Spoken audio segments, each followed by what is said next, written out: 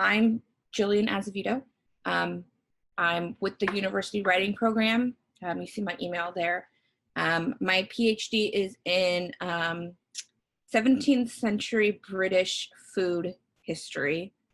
And I say that because I will likely use examples from that as we go through. But I teach with the University Writing Program now. I, for a lot of reasons, I absolutely love it. So thinking about things like turning our research into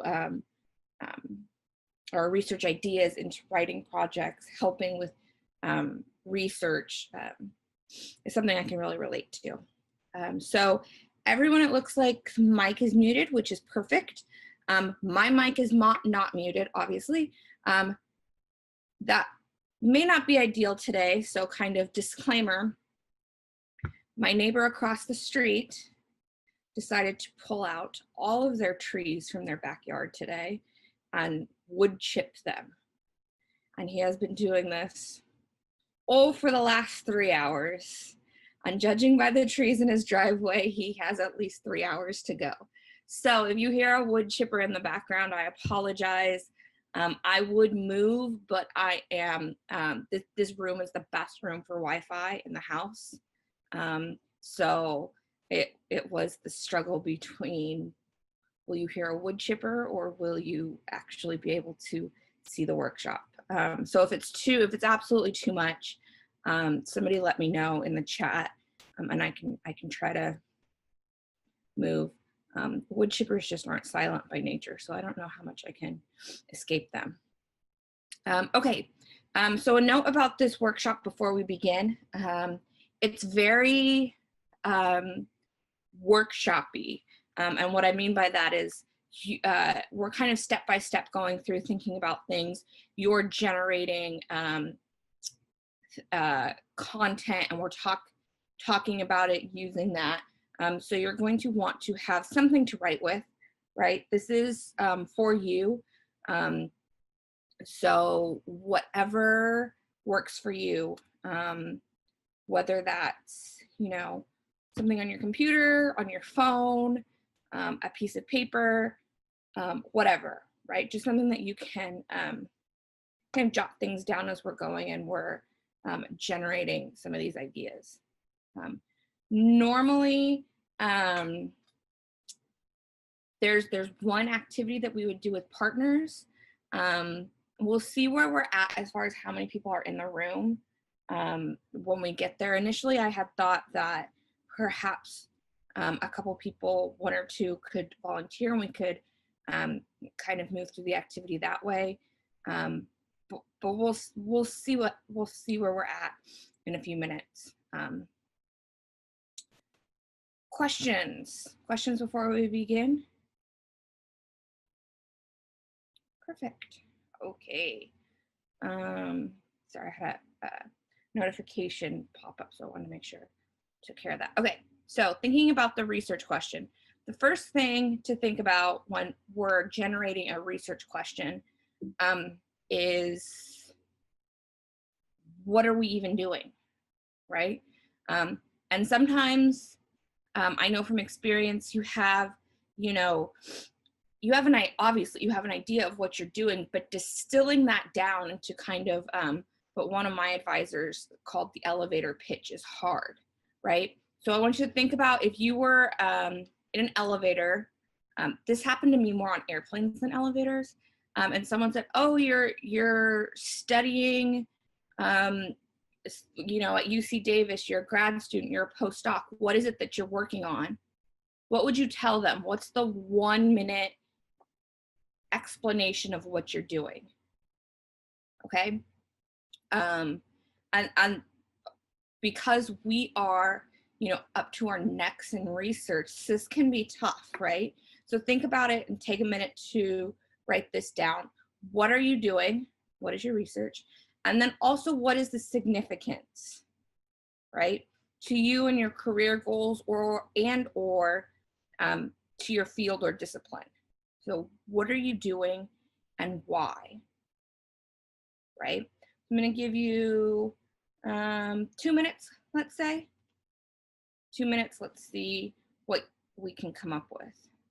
What are you doing? What are you working on? And why, right? So like I said, ideally we would share now. We're only about 65 in here, so we could probably take a volunteer or two. You obviously won't be introducing yourself to this person sitting next to you, but you could introduce yourself to all of us, and then we will all be your partners, right? But I think this activity might help you kind of think through, even if you're not the one volunteering, the kind of questions and things people may ask. So if you would like to volunteer, state what you are doing, then you'll state the significance. And then do you think you can make that clear? And then that will also be our job, right? Do we see any area that you can make clearer? Right, so I told you my PhD is in history. There are probably people who could volunteer, that there'll be other people who their fields of research align more closely. So I really encourage all of us to take the opportunity to use the group chat feature, and as someone volunteers, let's ask them questions. And also think about that some of these questions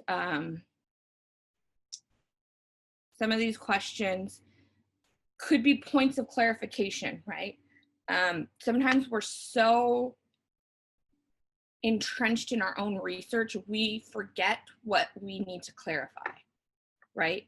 And so even if that's the case, that's honestly very helpful for the person, because we need kind of like that mental check that not everyone knows as much about this topic, even when they're in the same field as we do, okay? Any volunteers? You can turn off your mic, or you can volunteer in the chat. I won't force this because I know it's always volunteer. Yep. Perfect. Okay. Perfect. Thank you. Go ahead. Sure. Okay. So I'm interested in feedback because I want to make sure that I've got this right. Okay, here it is. Here we go. I'm working on American religion in the 19th century. I'm interested in power and authority and charismatic leadership. I'm exploring this through a 19th century religious utopian group. Ultimately, my research question is looking at small, sorry, I did an edit here. I'm looking at how small religions initially acquire power and then maintain it, and the roles of charismatic leadership and rhetoric in those goals. Okay. The significance? The significance of the work to me? To the field, to you, yeah. I'm fascinated with how it is that people acquire power and maintain it. Yeah, absolutely. In general, it's fascinating, so that's the significance of the work to me. As far as my career goals, I'm not quite sure. I'm not quite sure where I'm going with this, and I'm okay with that right now. Yeah, absolutely. Yeah. Absolutely. Has there been? I'm guessing there hasn't been a lot of work in this area. In this particular area? Yeah. There is some, generally with new religious movements, what people refer to as cults, although yeah. in religion, in the study of religion, cult is a really pejorative term unless you're talking about antiquity, and okay. Cult means a different thing back then. But people are fascinated with these small religious movements where people like Jim Jones and Jonestown, yeah. and the horrible Guyana mass suicide and the like. Well, how did that happen, and why did people do this, and you know, what were the compelling reasons for this happening? So I'm sorry, I forgot your question now. So my guess is from what you're saying is that you're kind of looking at something that it's not that the larger topic hasn't been studied. It's just Yes. the angle that you're taking isn't one that is often investigated as deeply as you will. Yeah, that is correct. And furthermore, I have an angle that I haven't seen in the research that is political, that seems to be new. That would be a contribution. Great, thank you. Anybody have any advice? Think that there's something that could be clarified? The state the significance of your work. For me, when I was listening to her talk, I heard it kind of implicitly. I just wanted to draw it out so that we were all kind of like understanding that part of the question. But anybody have any suggestions about what could be clear or they need clarification? I honestly thought the point that you made about cults and using that was very clarifying, right? Because that's when you said that's immediately where my mind went. And then that was a nice, like, oh, okay, this is why we're using different terminology. That makes a lot of sense. Yeah. So is there anything else that kind of struck people that could be clear or anything like that? I would say that anytime somebody does like a case study, it's making the point of like why this particular case study, and then like what broader conclusions can we draw from it and what can't we draw from it, which I feel like is probably there, but just to like be really clear and maybe integrate that a little bit more in the kind of like pitch. Yeah, so if she is focusing a lot on like the Jim Jones, kind of clarifying that connection more. Yeah, definitely. I use lots of case studies in my work. I think they're great tools, but I agree. Okay, there's a couple for clarification. What tools or methods do you use? Okay. And so this I want to make sure that I'm understanding you with the initial question. I understand that this is an elevator pitch. So are we still looking at the elevator pitch, or are we starting to go out a little broader? I think you're thinking about the elevator pitch and then also thinking about ways to synthesize what could come next. Okay. Right. And so some of this, you're right, isn't going to necessarily be the elevator pitch, but I think it's a good reminder for us that like, oh yeah, these are things that we should be ready with and prepared with. Mm-hmm.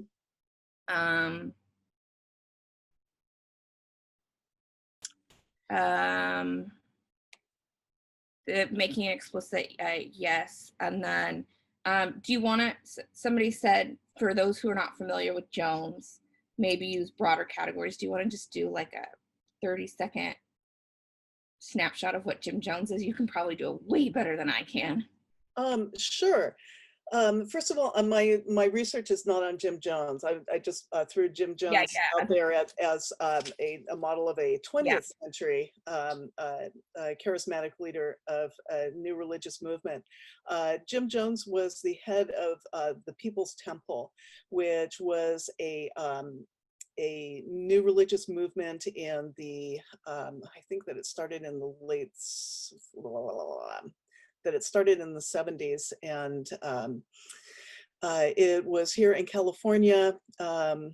They had he had developed eventually a large following in San Francisco, and then took the group from San Francisco and went to Guyana, where the group had purchased a large parcel of acreage and was developing that into a kind of a new home for the group. And there were several hundred people that went down there with him. Jones had some kind of mental break, or mental illness that developed to a point where he had a kind of break.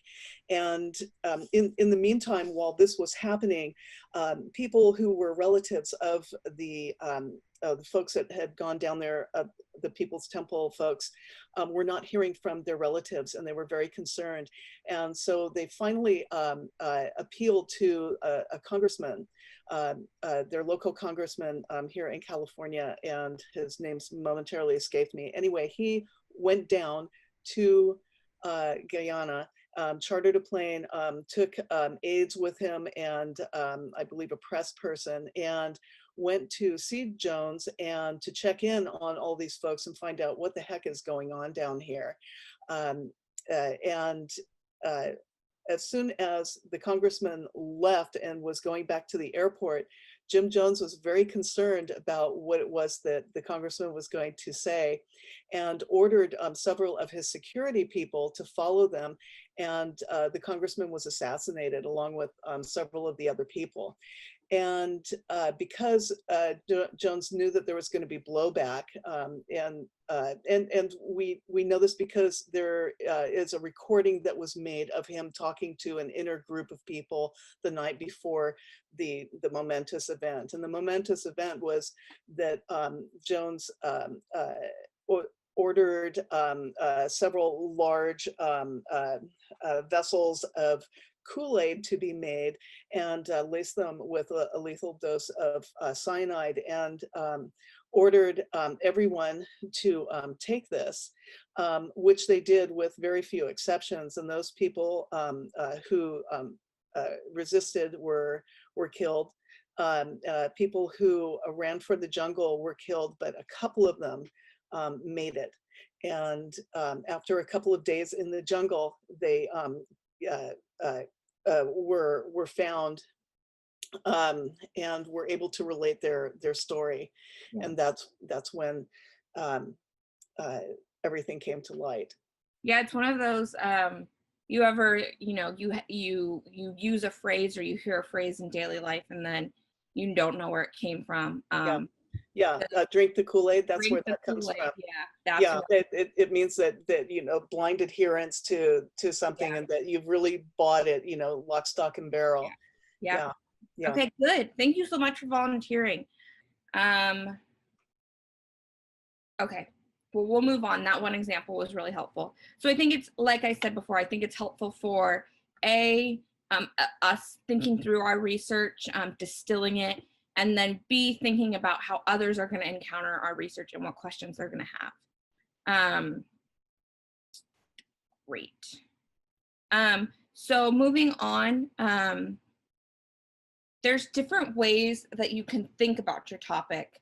And I'm going to walk you through a model and then kind of complicate it. So I'm going to give you kind of the nuts and bolts of it, and then we'll complicate it.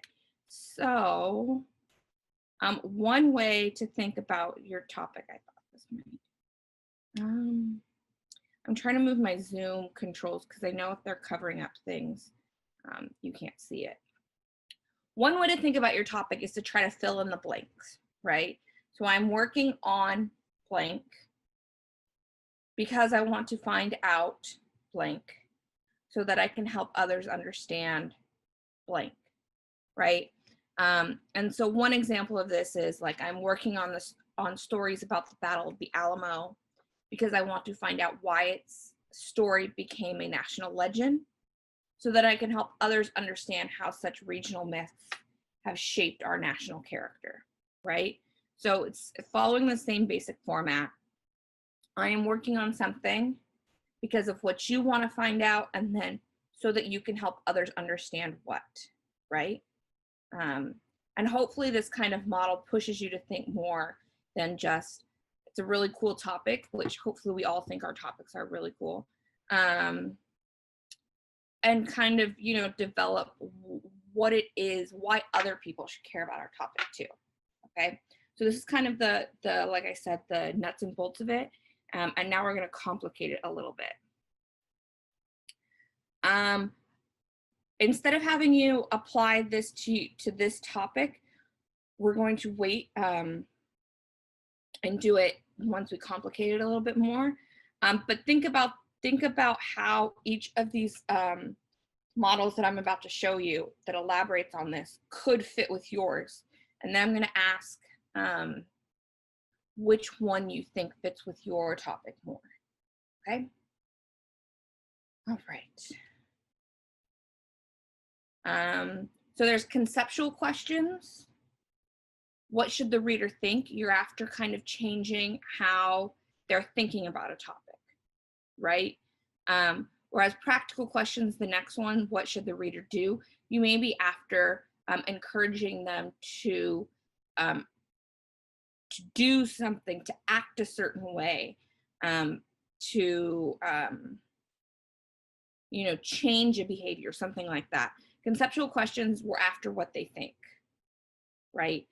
So for me in history, right, it isn't often that I'm asking someone to go out and do something based on the research in history sometimes, but more it's a conceptual question, right? I'm trying to change the way they think about something or someone or some event, right?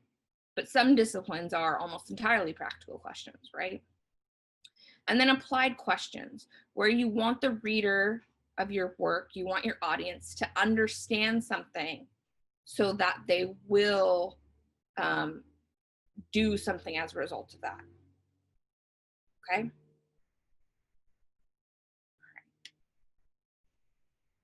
Okay, so conceptual questions. So same basic model, but we've complicated it, right? I'm working on topic X because I want to find out how, why, whether something happened, so that I can help others understand how, why, whether something, right? So that they're really these hows, these whys type questions, right? So for example, I have an example here. I'm working on the topic of risk evaluation because I want to evaluate how ordinary people evaluate the risk that they will be hurt by terrorism. And the idea is that once that's done, we might understand the bigger questions of how emotional and rational factors interact to influence the way ordinary people think about risk. Okay. If I were to complicate my own research, it would be this. I'm working on the topic of foreign food in 17th century England, because I want to find out at what rate, how it was being consumed in the country, specifically because many people think it hadn't kind of taken over, integrated into the culture, so that I can help others understand that Britain was actually seeing itself, or whether it was actually seeing itself as an empire much earlier than previously thought, right? How, why, whether, right? I don't expect anybody else to go out and do anything with that knowledge. Just change the way they're thinking about this topic. Okay? All right, the next one. I hope this wood chipper is not driving you guys as crazy as it is me. I seriously apologize for this. We've had fires around me. I'm in Vacaville, Northern California, just 20-25 minutes from Davis, and he's the fire captain. So I have a feeling he just doesn't like all these trees that close to his house, and that is what is encouraging this. I just wish he would have picked a different day. Okay, practical questions. What should the reader do? So I'm working on the topic, whatever, because I want to find out something so that I can tell readers what to do to fix or improve. You can barely hear it. That is great news. Let me tell you, when I was trying to sleep, I could more than barely hear it. So, for example, I'm working on the topic of communicating risk effectively. We're kind of staying within the same topic as the previous slide, because I want to find out what psychological factors cause Americans to exaggerate their personal risk from a terrorist attack, so I can tell the government how to counteract those factors when they communicate with the American public, right? So this is very direct, right? They're doing this research so that they can make suggestions to how to, that what the government could do to help counteract these fears, right? Something very tangible, right? It's not there. It is about thinking, but it's also like a tangible act, okay? Okay.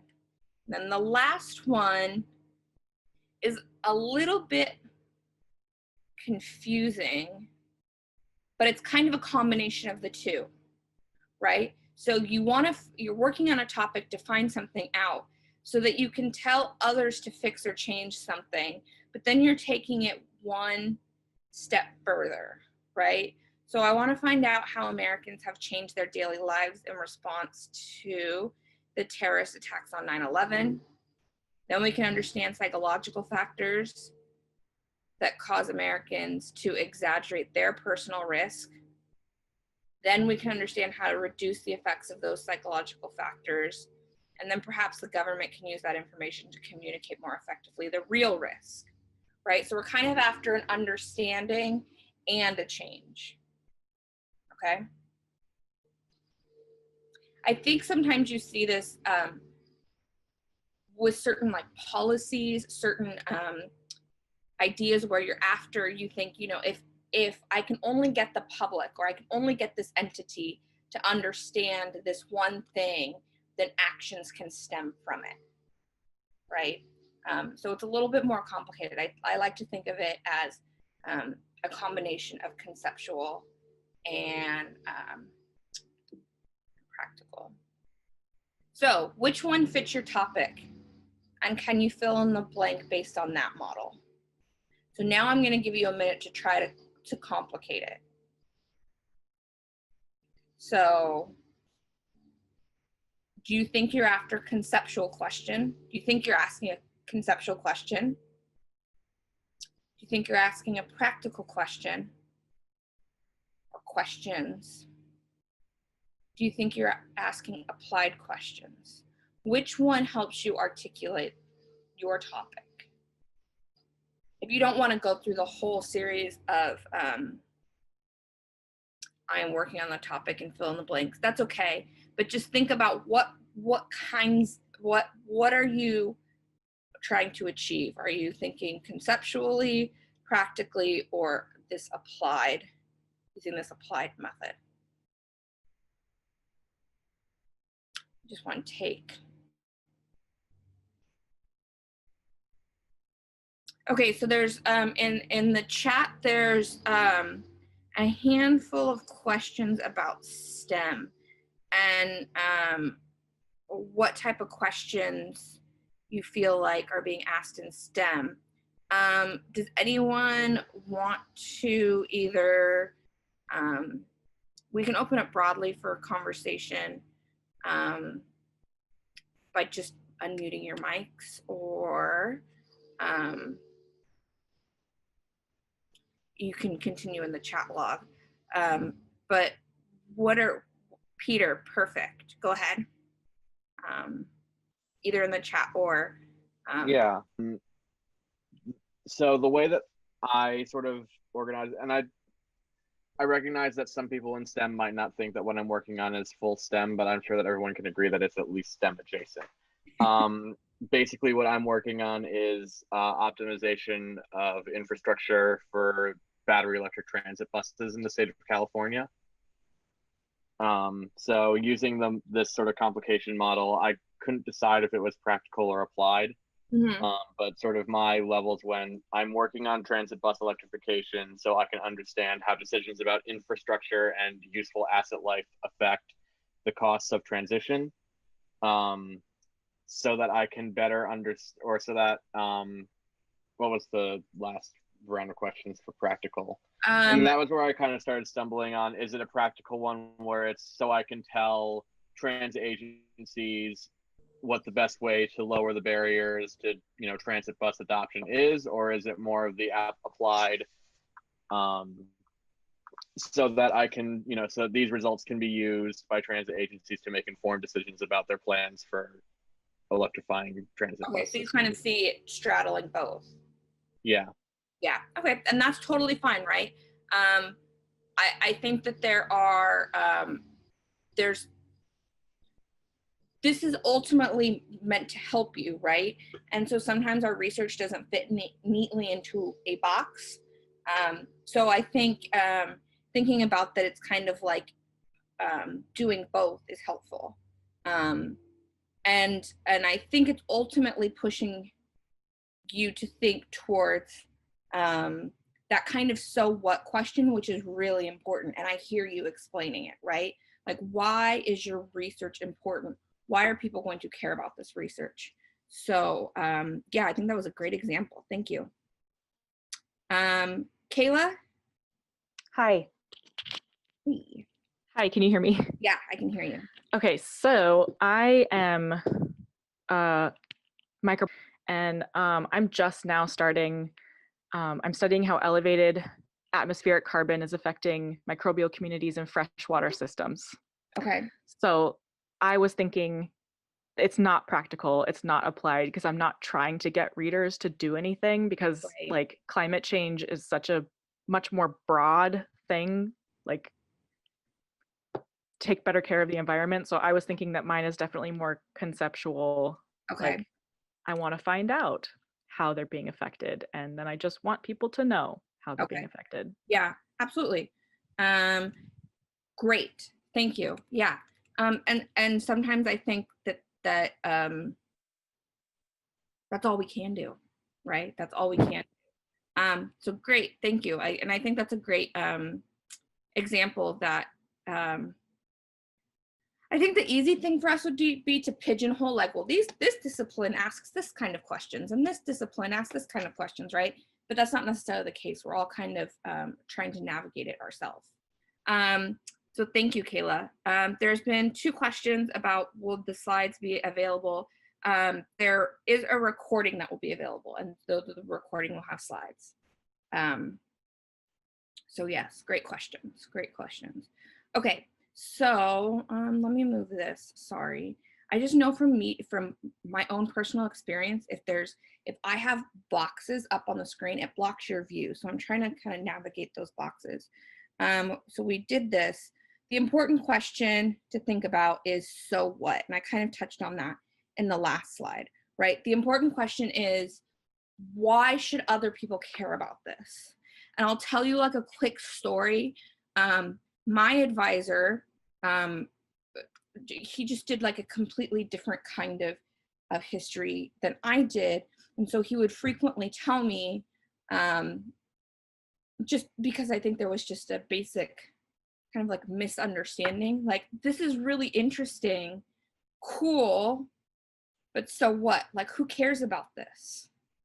Right? And I think thinking through that so what is really important. I think it's really important for our own work, whatever we are producing. But then when you think about if you're going to write a grant, if you think about if you're going to write a proposal, right? That so what is a great check. So what? Who cares, right? If you really want to test yourself, I do this sometimes with my upper division students. They'll have turned in a proposal, started doing research. I have to be very careful how I word this, the anxiety you'll see.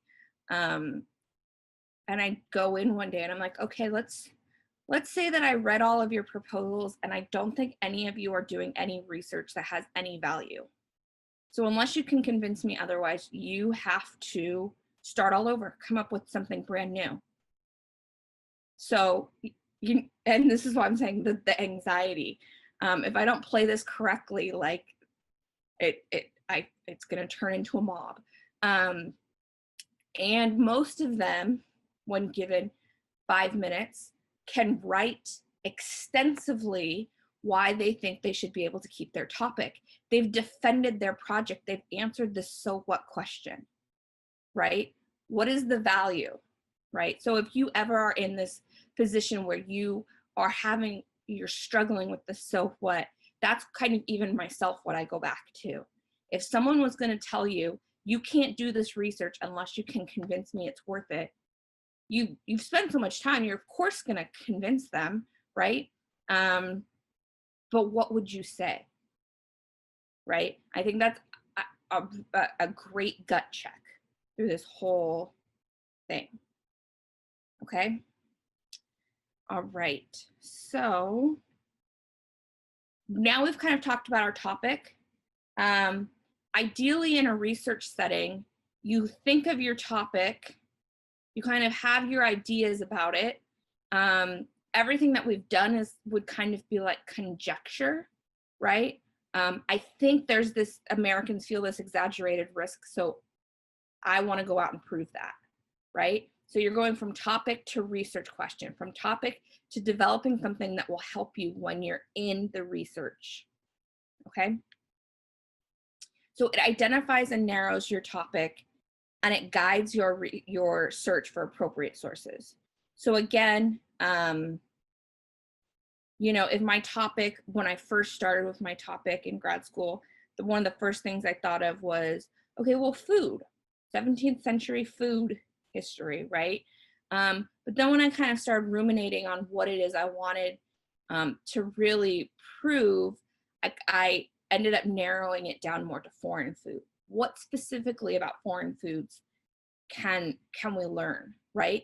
And so that kind of question, thinking through that kind of question helped me, right? Because then as I'm going through all the materials, I'm going through all my primary sources, I'm only focusing on the things that were foreign to Britain, right? So I'm not thinking in terms of sheep. I'm not thinking in terms of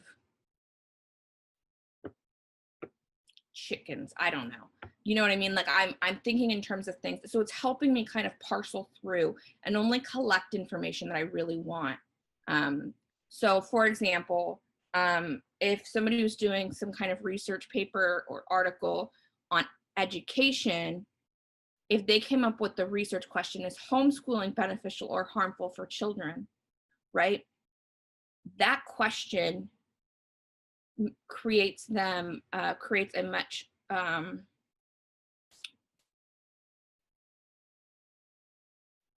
that question sorry, I was trying to look at the chat.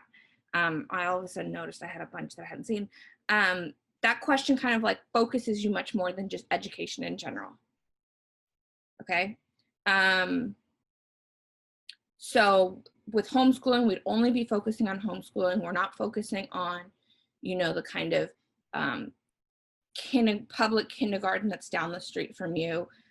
We're thinking in terms of beneficial or harmful. So anything outside of that purview we're not looking at, right?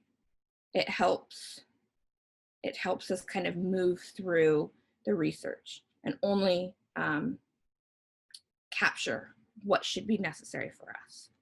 Okay, so to help us generate that, think about what you already know about your topic, and then see if you can write. I'm going to give you like 5 minutes or so. So if you can come up with 10, that's more. What questions do you have about your topic? What questions do you have about your topic? Like I said, if you aim for 10, if you can do more than 10, that's awesome.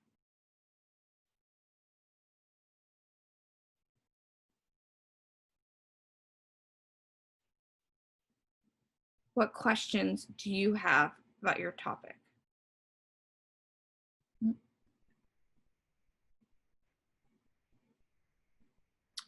So if you think about the questions you have that you wrote about your topic, can you propose what I call working answers for half of them? Okay, obviously you have these questions, so I don't think many of you asked questions of yourself that you already knew the answer to, right? So we're really thinking about hypothesis, right? If you were to come up with guesses, sometimes people like that term better for this. You were to come up with guesses for half or so of those questions, what would those guesses be, right? Doesn't matter which questions you try to make these guesses at, these working answers. Just, you know, whatever kind of is easiest comes to mind. But, you know, sometimes they're the ones that kind of like, oh, if I could prove this, right? They're the ones we're the most excited about. Whichever ones you choose is fine.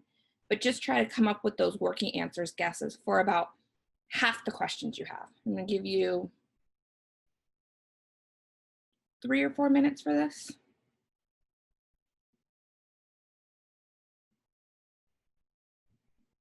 You can put it on a separate page if that makes you more comfortable. You can change your ink color. Whatever. I know we don't like committing to things that we aren't sure of. So whatever makes you most comfortable in this activity.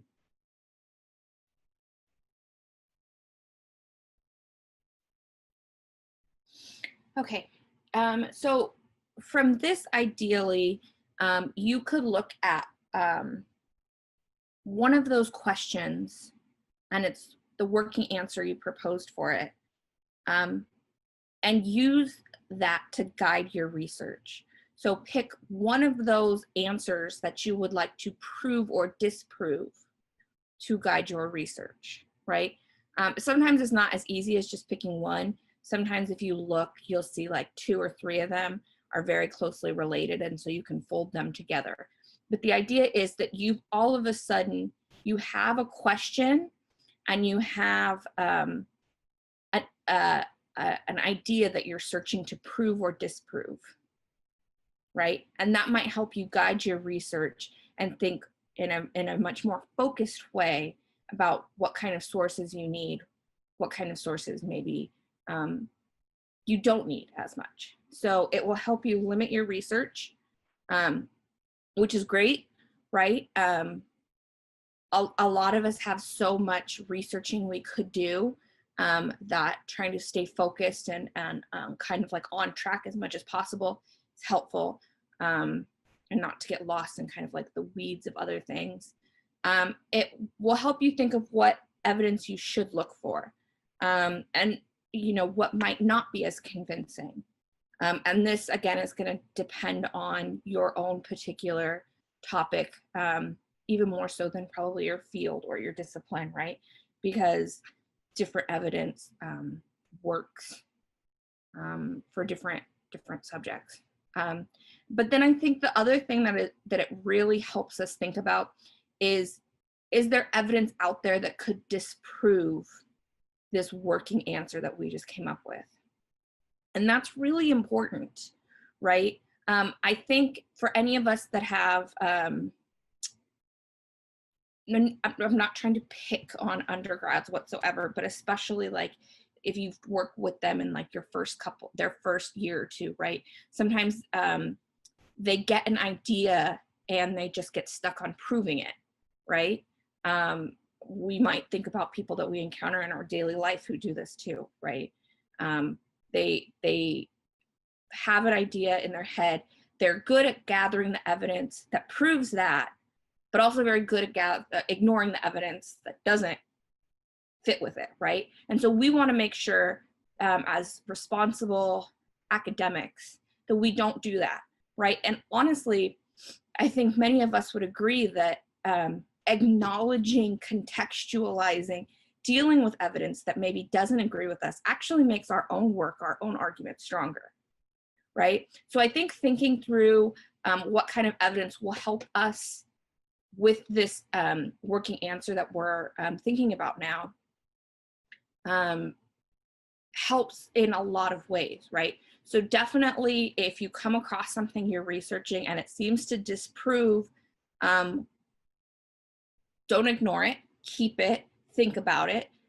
Think about the ways that you can, like, you know, sometimes there's research that you find, sometimes there's sources that you're like, well, you know, the worst case scenario, it's, well, there goes that idea, right? But I think a lot of times it's more, you know, things aren't nice and neat all the time. So you have to work with them and help explain them, right?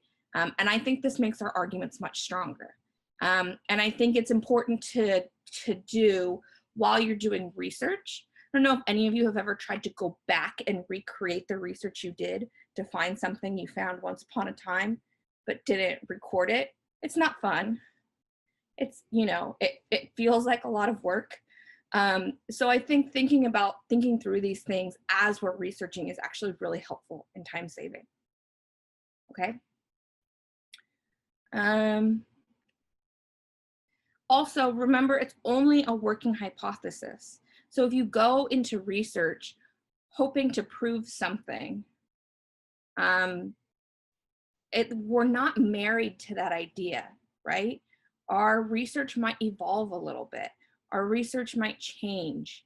And I think starting out, sometimes that's very scary, right? Because if you're like me, you worst case scenario it, and you think, I'm gonna have wasted 6 months on research, and then it's gonna evolve into something and I'll have lost those 6 months. And I think often it's much more seamless than that, right? And so I think the responsible thing to do and the helpful thing to do is to be open to what you find, right? And make changes as necessary.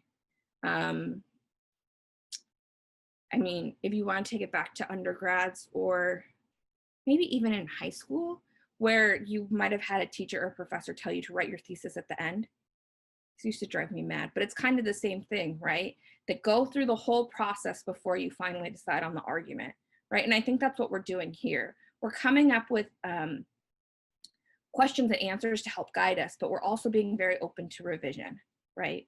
And that's an important part of the writing process and the research process. So speaking about revision, very quickly, well, not very quickly, but I'm trying to move my controls again. So writing across the curriculum and graduate writing, both housed under the university writing program, has graduate writing consultations. Sorry, my computer's freaking out a little bit. And the majority of these used to be done in person. Obviously, we're in a global pandemic, which is making that, not necessarily wise right now. So we have these graduate writing consultations that can be held remotely. You can think when we all return back to campus someday that you could do these in person, but they help at any stage of the writing process. These consultations are really focused on you and your needs. So anything from getting started, kind of where we're at today, to working on drafts, okay?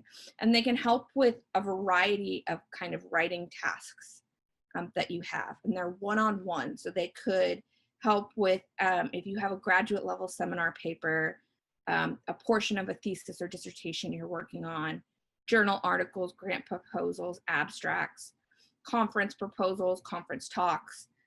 These are just a handful of things that tend to be popular, but really anything that you want to work with. I think these are really helpful because I am a believer that sometimes it isn't necessarily going to someone and having them give you the answers. It's giving you the space to talk through your questions. And sometimes you can wind around to something that is like an answer on your own, right? And so these consultations are really meant to help you think through what you're working on, and then encourage you to kind of think about things in certain ways that might help you, right? You can schedule one of these consultations. I put the website here. It's writing.ucdavis.edu. That's the UWP's homepage. And then it's undergrad writing consultations. I believe they're half an hour, and you can schedule them. There's a link that lets you schedule them. I know before they were working with Skype and I believe Google Hangouts. I'm dating myself a little bit because that's what we were using pre-COVID. I wouldn't be surprised if Zoom is a popular method now. The thing that you want to think about if you are to schedule one of these is that you want to come with something, right? So whatever you can generate to help is going to only help you, right? So even if you're hitting an absolute wall, jotting down something to work with is helpful, right? Again, I can't say enough about this. Going through grad school, I think sometimes you get just stuck in your own head, and I think these consultations are really good at in a short amount of time moving you forward and getting you thinking about things in ways that maybe you just weren't, you just weren't doing. So again, the website, sorry, I was like, what is that called? The website is at the bottom.